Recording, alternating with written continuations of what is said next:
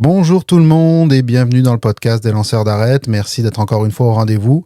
Aujourd'hui, on s'en va à la rencontre de Jessica, une immigrante française, mère de 4 enfants, qui est, bien évidemment, vous vous en doutez, dans la tourmente de l'abolition du PEC. Par contre, vous allez voir que Jessica, c'est pas une victime, c'est une combattante. Avec Jessica, on va parler de ce que ça coûte d'être un immigrant soi-disant économique au Québec. On va comprendre les raisons qui la motivent à se battre. Et on va réaliser que ce qui l'allume, c'est une flamme très intime au fond de son cœur. Vous allez voir, c'est touchant. Alors, c'est parti.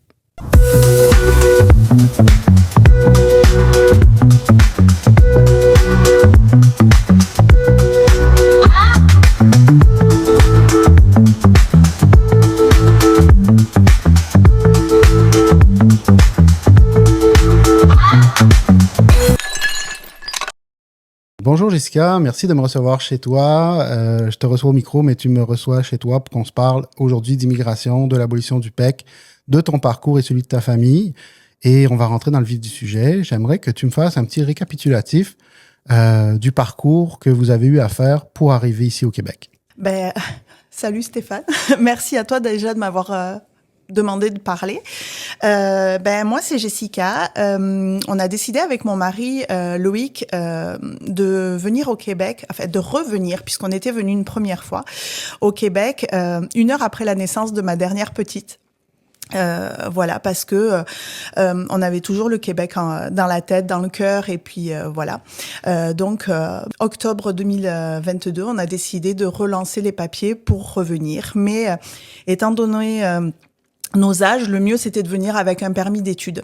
Donc, on a été approché par un organisme, Accès Études Québec, qui est une entente franco-québécoise, donc qui vit avec l'argent des Français puis des Québécois pour faire venir des étudiants.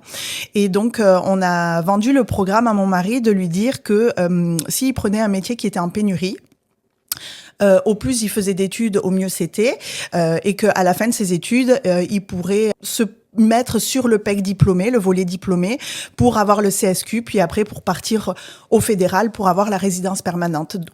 Donc, c'était la meilleure option, la meilleure voie pour nous, surtout avec 4 enfants.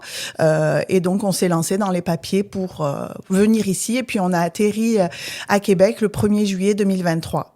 OK. Puis le PEC diplômé, il faut quand même rappeler que Madame Fréchette, qui sera peut-être notre première ministre dans quelques semaines, l'avait déjà vanté, j'avais fait une vidéo là-dessus, avait déjà vanté le fait que les étudiants qui présentaient une demande au PEC diplômé, c'était des immigrants qui répondaient à des besoins qu'ils voulaient avoir. Donc, quand M. Roberge dit que le PEC n'est pas en lien avec les besoins du Québec, c'est faux. Je sais que ça coûte très cher de venir au Québec. Si tu veux bien, j'aimerais qu'on discute un peu de cet aspect-là. Ça vous a coûté combien? Ça vous coûte combien? Donc, une famille de 6, 2 adultes, 4 enfants, pour faire le processus d'immigration. Alors, déjà, il faut savoir que ce processus d'immigration-là, on a pu le faire, on a pu le réaliser parce que, malheureusement, mon mari a perdu son papa et qui nous a laissé un héritage parce que sans ça, on n'aurait pas pu. Donc, déjà, il faut savoir que c'est l'héritage d'une vie qu'on est venu mettre ici et c'est beaucoup d'argent.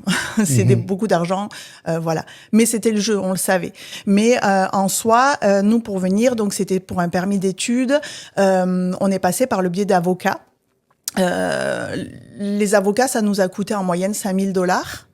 Puis après, on a dû payer tous les permis d'études pour mon mari, mon permis de travail ouvert de conjoint pour moi, puis les fiches visiteurs pour les enfants, sachant que les avocats nous ont fait faire 2 permis d'études pour nos 2 grands qui à l'heure d'aujourd'hui ont que 11 ans et 9 ans. Donc c'était pas, on a payé ça pour rien.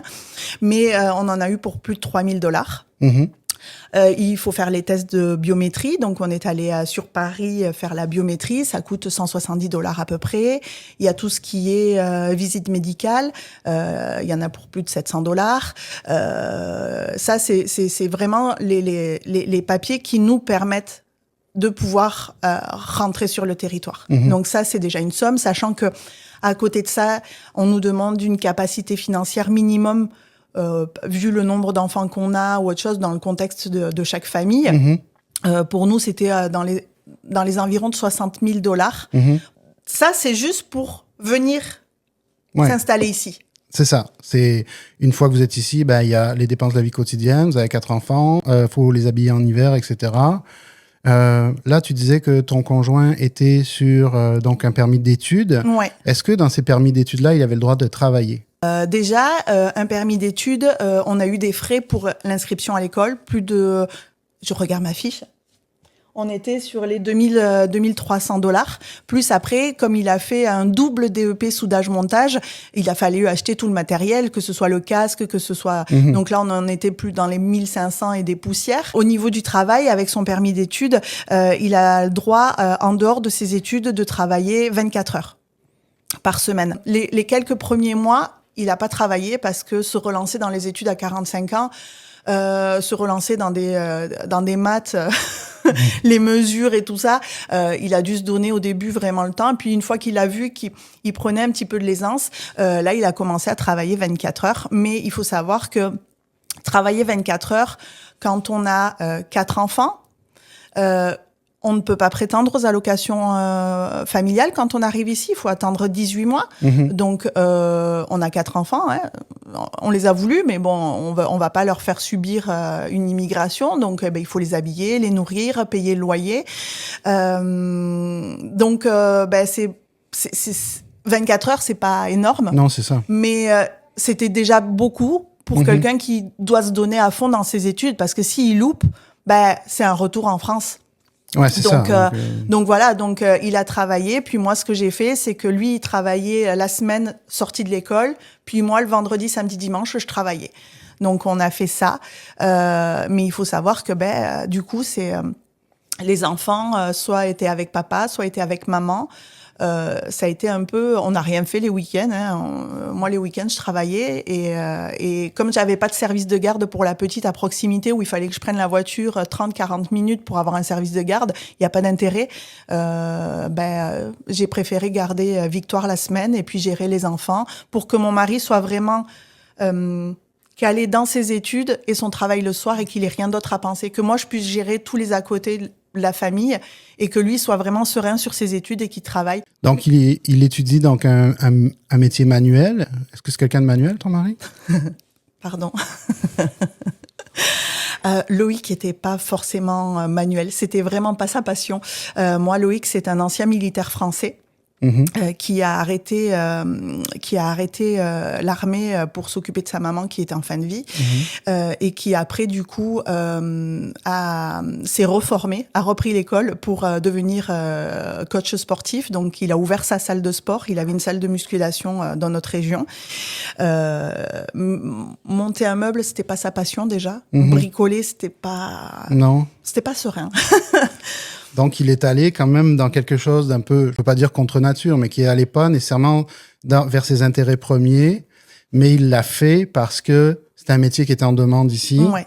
Donc, il a placé le processus d'immigration au-dessus de tout ça. Là. Ouais. Moi, j'entends ce que tu dis depuis tout à l'heure, puis j'aimerais qu'on sonne un peu les cloches aux gens qui disent que vous venez ici, que vous abusez du système. Il y a plein d'aides que vous n'avez pas. Et puis, on n'est pas ici pour juger les personnes qui sont réfugiées, mais les personnes réfugiées ont droit à certaines aides. Les immigrants qu'on appelle économiques, là, faut mettre des guillemets, n'ont pas le droit aux mêmes. Moi, je le dis souvent sur les réseaux, quand on ne sait pas, on ne parle pas.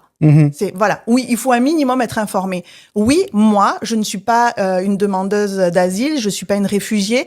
Donc, moi, tout ce que je fais ici, ça me coûte.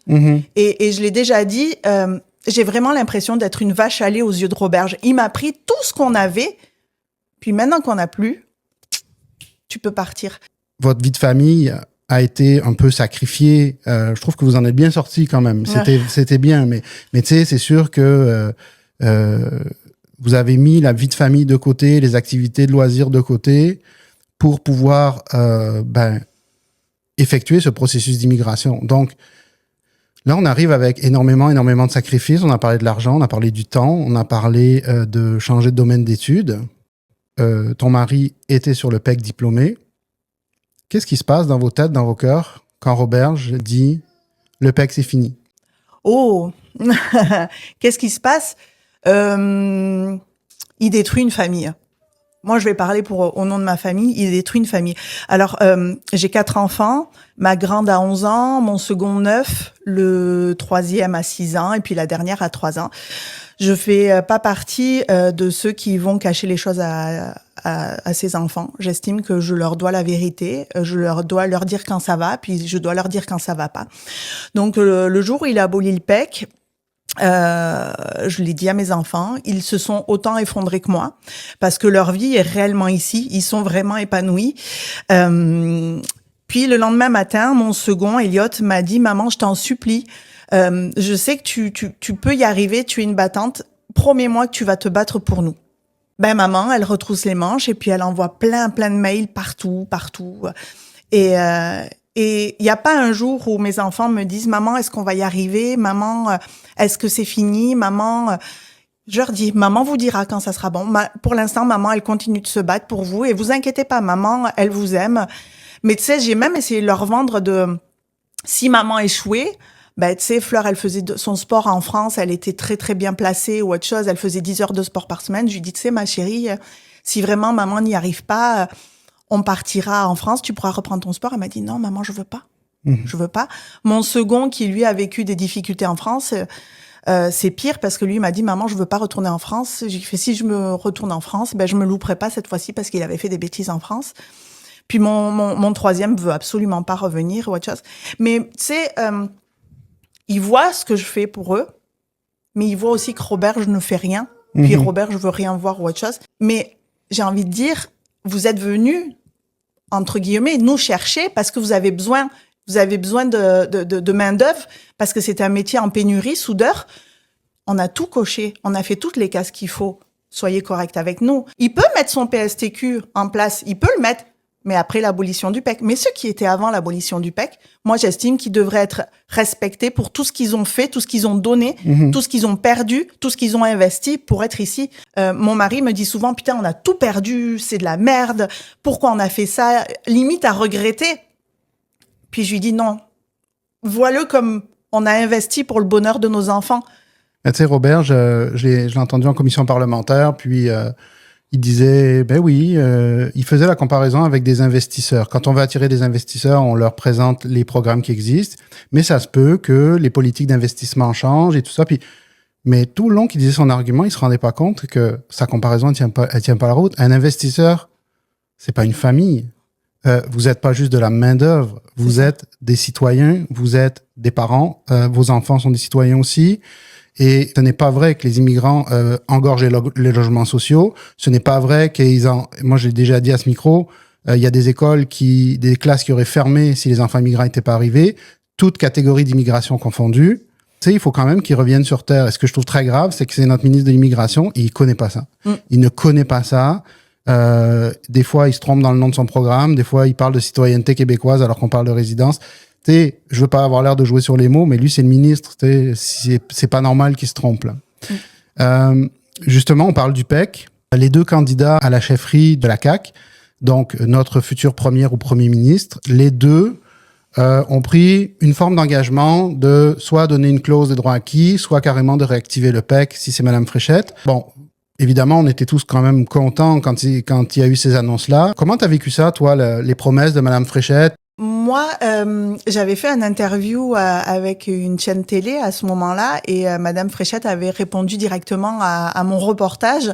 Comme j'ai dit, c'était un peu, on va dire un peu une lumière au fond du tunnel, mais le tunnel, il a quelle longueur? Tu sais, c'est chouette, c'est ce qu'on attend, c'est ce qu'on espère, mais le tunnel, il va durer combien de temps? Parce qu'entre-temps, je vais dire que dans notre malheur, nous, on a de la chance d'être dans le permis de travail post-diplôme de mon mari qui vient de recevoir. Donc, on va dire qu'on a un petit peu de chance d'avoir un petit horizon. Mais j'ai des amis qui n'en ont pas d'horizon. Si je pense à Tiffany, avec qui je me bats ou autre chose, voilà. Et c'est vrai que c'était les paroles qu'on attendait. Celles de Fréchette, elles font chaud au cœur parce qu'on se dit, bon, on n'est pas complètement oublié. Elle sait qu'on est là, qu'on est venu, qu'on a respecté. J'attends qu'elle respecte si c'est elle. Monsieur Drainville, je sais pas. C'est assez compliqué, mais j'espère que le 12 avril, vraiment, ils vont nous enlever l'épine du pied que Robert Jamy, parce que parce que ça fait mal. Et tu disais quelque chose sur Roberge, mais Roberge a dit, il y a peu de temps, il a dit, ouais, mais quand ils viennent, ils savent sur leur fédéral, ils leur disent qu'ils vont rentrer après leur permis.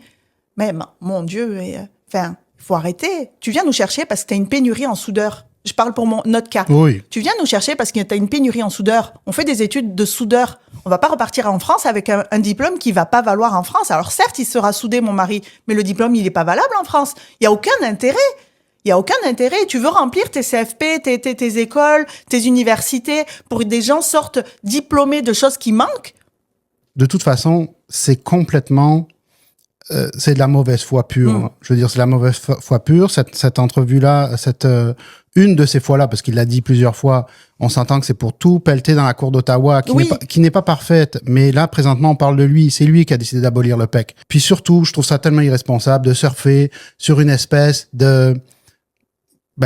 sur de la haine, sur de la stigmatisation des personnes musulmanes, par exemple. Tu sais, je veux dire, tu parlais de M. Drainville. Moi, je te le dis, M. Drainville, j'ai zéro confiance en lui. Il a décrété quand même une loi qui va mettre dans le pétrin beaucoup d'éducatrices en service de garde que moi, dans mon métier syndical, je représente, sur la base d'un rapport qui a été fait dans 17 écoles sur 3000. Moi, j'ai un a priori quand même plus positif, entre guillemets, pour Mme Fréchette. Ça reste la CAQ, mais... si au moins elle a une parole, ça finira bien. Parce que Roberge a vraiment décidé qu'il plongeait avec le bateau. C'est incompréhensible, vraiment, c'est incompréhensible de te rendre compte que personne le soutient, personne le suit, personne n'est avec lui, mais il continue. Tu sais, comme je te disais, c'est vraiment... C'est vraiment à ce à quoi il me fait penser. Il continue dans son truc et puis il continue à maintenir que, malheureusement, certains Québécois, certaines personnes vont faire des amalgames. J'ai l'impression qu'ils veulent vraiment nous mettre tout sur le dos, la crise du logement aussi. Hey, moi, enfin, mon loyer, je connais pas beaucoup de Québécois qui paieraient ce loyer-là pour une location, tu vois. Je pense qu'ils préféreraient payer un achat, un crédit, que faire une location à ce montant-là. Donc, il y a plein de choses qui fait que on a vraiment l'impression qu'on nous respecte pas.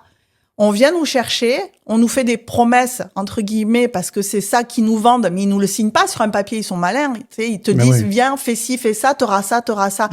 Mais derrière, le combat est pas fini, parce que même si elle réouvre, faut pas oublier que derrière, au mois d'octobre, il y a les nouvelles élections. Peut-être qu'il va réouvrir pendant 4-5 mois, et puis après, suivant le parti, tu vois. Mais moi, comme j'avais dit un jour où t'étais là, moi, je suis une institutrice française qui se bat pour avoir la résidence permanente, mais je vais la payer 9 000 $. Tu sais, je vais pas l'avoir gratuitement, on va rien me donner, on va pas me donner une carte en me disant, tiens, bienvenue chez toi. Non, il va falloir que je paye, il va falloir que j'attende, il va falloir que j'attende un avis positif, parce qu'on peut aussi le refuser.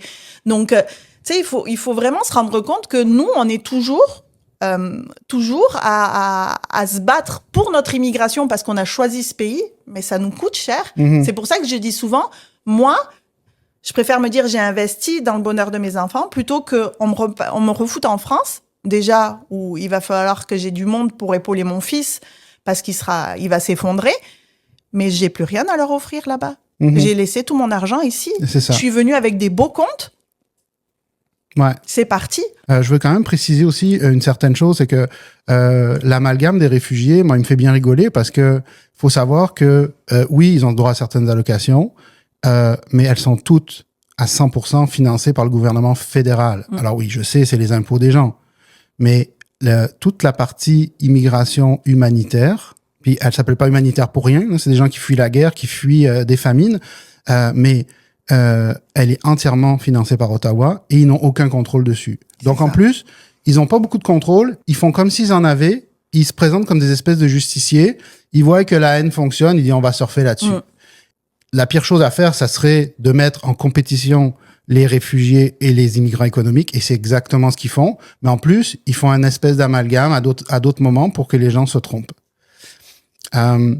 Jessica, depuis tout à l'heure, écoute, on se parle, là, je suis émerveillé pour une immigrante de la qualité de ton français. Honnêtement, là, mais ils ont bien fait quand même de tester ton français pour être certain. Alors, évidemment, je plaisante et je suis sarcastique, mais j'aimerais qu'on en parle. Tu es française, tu es francophone, c'est ta langue maternelle, et on te fait passer un test de français. Parle-moi-en. Ah Le terme vache à lait continue. C'est que tu sois français, né en France, diplômé de l'école française, avec des générations de français dans tes veines ou autre, ou pas, parce que voilà, j'ai envie de te dire qu'il faut payer 500 pièces pour montrer que tu as la compréhension écrite orale et l'expression écrite orale pour pouvoir, par exemple, mon mari, pour demander son permis de travail post-diplôme qu'on a fait au mois de juin 2025, après, à la fin de ses études, il fallait ça, autrement, le permis de travail post-diplôme ne passait pas. Donc, ça fait un peu chier parce que, bon, c'est encore de l'argent qu'on jette par les fenêtres.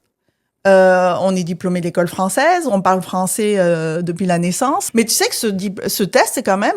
Mon mari, il est sorti, il m'a dit « Hey, je l'ai loupé. » Ouais. Moi, j'ai dit « T'es con, quoi. Comment tu veux le louper ?» Il me dit « il y a des parties, c'est en vieux français. » Il me dit « J'ai été sceptique. » Alors que mon mari, c'est quand même celui qui va me corriger quand j'écris une lettre. Il est sorti de ce test, il m'a dit « Hey, mon Dieu. » Mais je trouve que l'exemple que tu donnes est bon. Je pense que si tu es diplômé de n'importe quelle école qui a enseigné en français dans un pays francophone, européen, africain, que tu as une preuve que tu as reçu de l'enseignement en français, je pense qu'on pourrait vous faire grâce de ce test-là. L'autre chose, moi j'accompagne des gens, des immigrants pour passer leur test de français. Donc parfois on leur fait des petites pratiques et tout ça. Et des fois avec François, que tu connais, et avec qui je travaille étroitement sur ces dossiers-là, on se regarde en disant... Non, mais ça, c'est une question piège, en fait. C'est ça. Il y a des questions pièges, et sérieusement, là, on est là pour vérifier si les gens ont un niveau de français suffisant pour s'intégrer, et on va leur mettre des pièges, et si tu veux, peut-être que tu le sais pas, pour couronner le tout, pour ajouter l'insulte à l'injure, ces tests de français... sont validés en France. Sont conçus en France, corrigés en France. C'est ça. Alors, on a un problème, puis en plus, excusez-moi, mais... On veut savoir si des gens vont s'intégrer au Québec. Est-ce qu'on pourrait pas avoir un test avec le français, les expressions québécoises et tout ça? Moi, d'expliquer à des Colombiens certaines expressions françaises que je n'utilisais pas quand je vivais en France, que je n'utilise encore moins ici parce qu'elles n'existent pas, et leur dire, ça va être important pour que tu réussisses ton test pour arriver au Québec, c'est complètement absurde. Donc, leur test de français, oui, il y a l'aspect financier, mais c'est aussi l'aspect pour décourager des gens. Faut quand même pas oublier que les gens qui sont pas francophones, ils travaillent dur pour l'apprendre le français parce que on leur a coupé toutes les ressources, tous les cours ont été coupés, ils se débrouillent vraiment bien, ils font du mieux qu'ils peuvent, ils arrivent, moi je te dirais, Jessica, j'ai vu des gens, des travailleurs manuels, des gens de l'industrie, des gens fiers, des gens, mais être apeurés comme des enfants. Parce qu'ils savent l'enjeu du truc. C'est ça. Mais c'est ça, t'as l'impression de jouer ta vie sur un test de français. Puis quand je te dis que moi, mon mari, qui est français, il est sorti, il m'a dit, hey, mon Dieu, tu sais, t'as un timing. Si tu vois qu'il y a deux réponses qui sont assez similaires, tu te dis, merde, je fais laquelle? Je vais sur laquelle? Je vais me planter. Merde, je fais quoi? Et moi, à l'oral, mon mari, il est tombé sur une Mexicaine qui lui a dit, mais, enfin, tu parles mieux que moi. Celle qui était là pour le noter, elle lui dit, oh mon Dieu, elle lui a dit, je suis désolée, elle me fait...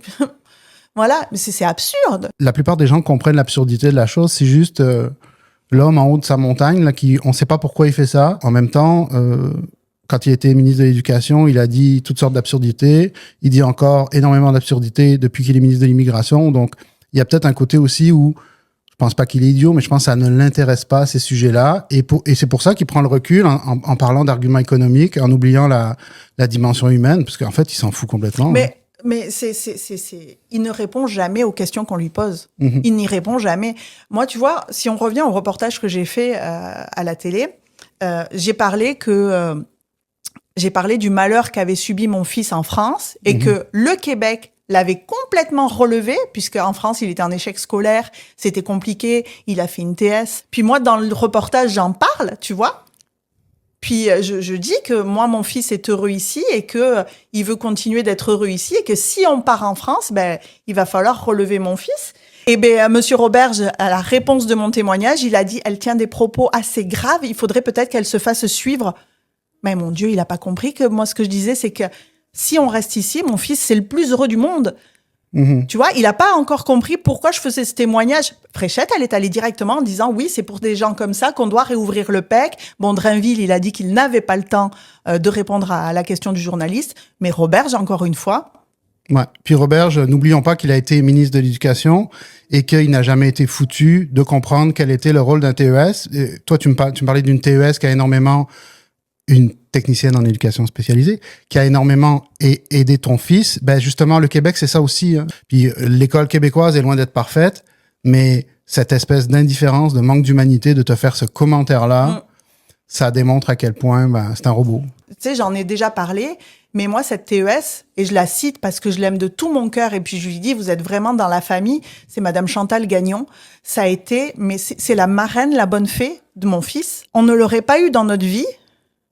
Je pense que mon fils, même s'il est heureux d'être ici, il n'aurait pas réussi à se relever de tout ce qu'il avait subi en France. Voilà. Et moi, je te dis, on me dit souvent, repars dans ton pays, la France, t'es bien, t'es française, ou j'ai eu droit à, voilà ce que tu fais subir aux immigrés en France. On fait pas d'amalgame encore. C'est pas parce que je suis française que je suis le gouvernement français. Oui, déjà. Puis n'oublions jamais que la situation d'immigration en France, elle est influencée par le passé colonial du pays. Et comme par hasard, les gens qui viennent en France, c'est les gens qui sont issus des anciennes colonies parce qu'il y a un lien. Et puis, t'as raison, c'est complètement différent. Toute comparaison est sans fondement de toute façon. C'est ça. Puis, c'est tellement facile de parler sans savoir, tu vois. Moi, on me dit souvent, mais pourquoi? Parce que c'était soit ça, soit je venais ici en connaissance de cause, en sachant que voilà, on allait perdre beaucoup d'argent, mais c'était le jeu, soit je restais en France et je perdais mon fils. Tu vois? Ouais. Donc moi, je ne peux que continuer de me battre, tu sais, pour ces raisons-là, parce que le Québec a rendu un petit garçon heureux. Il n'y aurait pas eu cette Madame Chantal, c'était terminé. Madame Chantal a sauvé mon fils. Mon fils m'a demandé de lui promettre de me battre pour qu'il puisse faire sa vie ici. Ma grande, elle me dit, mais maman, je m'en moque de mon sport, je veux juste faire l'université Laval. Ok, ma chérie, tu vois. On sait ce qu'on quitte, on sait ce qu'on gagne, on sait ce qu'on perd, mais c'est choisi. Ouais, puis c'est pas un ministre qui vous connaît pas à revenir sur ses promesses et venir bouleverser votre vie. J'ai fait le tour des questions que je voulais te poser, Jessica. Je te remercie infiniment d'avoir pris le temps de parler avec moi. On a Victoire qui est venue faire un petit tour autour de nous, puis c'était bien. Vous allez sûrement l'entendre dans l'enregistrement, puis c'est bien. C'est comme je disais, moi je suis pas Radio-Canada, donc c'est pas grave si on entend des enfants. C'est ça la vraie vie. Hein. Donc je te remercie beaucoup. C'est sûr que moi je lâche pas le combat pour le PEC et on continuera encore par la suite. Et puis, on va se souhaiter que les choses s'améliorent, mais on va rester vigilants. Ouais. En tout cas, merci à toi parce que depuis le début, tu nous soutiens et ça fait chaud au cœur. C'est bête à dire, mais ça fait chaud au cœur de savoir que, tu nous soutiens, t'es là, puis il y a d'autres personnes qui nous soutiennent. Moi, je sais que je suis soutenue par mes voisines qui me disent alors. Et puis, il y en a qui me disent, t'as vu, ça va être fraîchette, ça va aller pour toi ou autre chose. Bon, attends. On n'est pas encore sorti de l'auberge. Une expression française, on n'a pas le cul sorti des ronces. Mais, voilà. mais on va croiser les doigts. Et puis moi, de toute façon, j'ai dit, même les deux genoux à terre, je continuerai de me battre pour mes enfants, pour le bonheur de mes enfants. Donc, c'est la seule chose que je dois faire en tant que maman. Écoute, on va finir là-dessus. Merci beaucoup. Merci à toi. Voilà, merci d'avoir été à l'écoute du podcast des lanceurs d'arrêt encore une fois. N'oubliez pas de vous abonner au podcast sur votre plateforme préférée. N'oubliez pas non plus de vous abonner à mes réseaux sociaux, de partager mes publications. Merci encore d'avoir été là. Lanceurs d'arrêt, c'est un rendez-vous. Abonnez-vous.